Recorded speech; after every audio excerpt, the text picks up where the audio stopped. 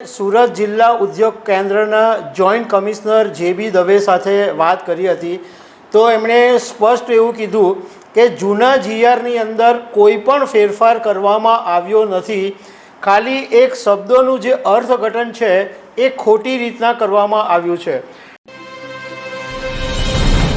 સુરતના હીરા ઉદ્યોગમાં ગુજરાત સરકારે 13 દિવસ પહેલાં એક આર્થિક પેકેજની જાહેરાત કરી। આજે 13 દિવસ પછી પણ ઘણી બધી બાબતોનું કન્ફ્યુઝન છે। એવામાં મીડિયાની અંદર એક એવા અહેવાલો આવ્યા કે સરકારે જે આર્થિક પેકેજ જાહેર કરેલું છે એમાં સુધારો કર્યો છે। તો આ બાબતે અમે જાણકારી મેળવી છે અને એવું જાણવા મળ્યું કે જૂના જીઆરની અંદર કોઈ જ સુધારો થયો નથી, પરંતુ જે શબ્દોની રમત છે એ શબ્દોના અર્થઘટન ખોટા થયા છે।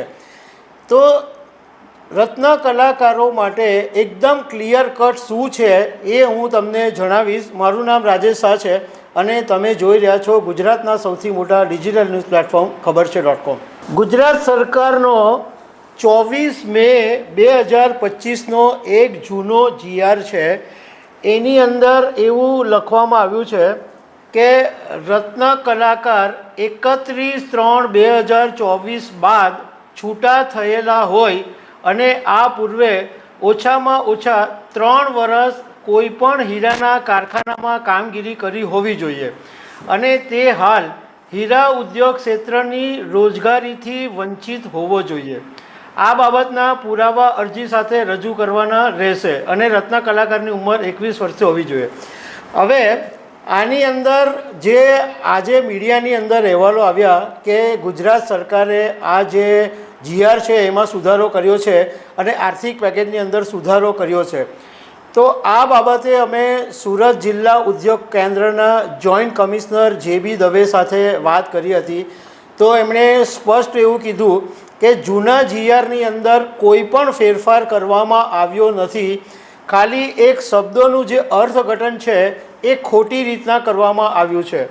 એમણે એમ કીધું કે હાલ હીરા ઉદ્યોગ ક્ષેત્રની રોજગારીથી વંચિત હોવો જોઈએ, એટલે 31/3/2024 પછી છૂટો થયેલો હોય અને ડાયમંડ ઉદ્યોગમાં કોઈ પણ જગ્યાએ નોકરી નહીં કરતો હોવો જોઈએ, પણ એ ડાયમંડ ઉદ્યોગની નોકરી છોડીને કોઈ બીજા વ્યવસાયમાં અથવા બીજે નોકરી કરતો હોય તો એને બેરોજગાર ગણાશે। સપોઝ કોઈ રત્ન કલાકારે નોકરી છોડી અને એણે ફૂડની કોઈ દુકાન શરૂ કરી અથવા કંઈ સાડીનો ધંધો ચાલુ કર્યો અથવા કંઈ મોબાઈલની લહેરી ચાલુ કરી કે વોટ એવર કંઈ પણ બીજો ધંધો શરૂ કર્યો હોય તો એ બેરોજગાર ગણાશે।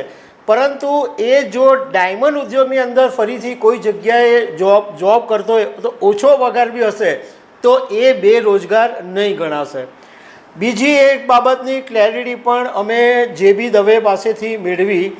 એની અંદર રત્ન કલાકારો એ વાત સમજી લેવાની જરૂર છે કે તમારે સુરત ડાયમંડ એસોસિએશન છે, શ્રમ અધિકારી છે અથવા રોજગાર અધિકારી છે, ત્રણમાંથી કોઈ પણ એક પાસેથી તમે રત્ન કલાકાર છો એવું સર્ટિફિકેટ તમારે લાવવાનું રહેશે।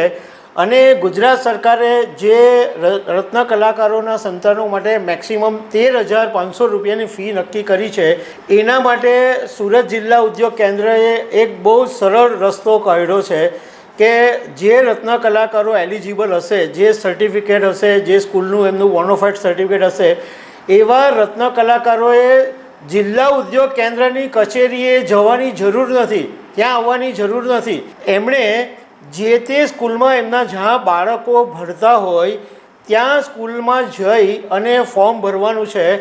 હમણાં જે.બી. દવે એવું કીધું કે થોડી વખતની અંદર ડીઈઓની વેબસાઇટ અને જિલ્લા કલેક્ટરની વેબસાઇટ ઉપર એક ફોર્મ મૂકી દેવામાં આવશે।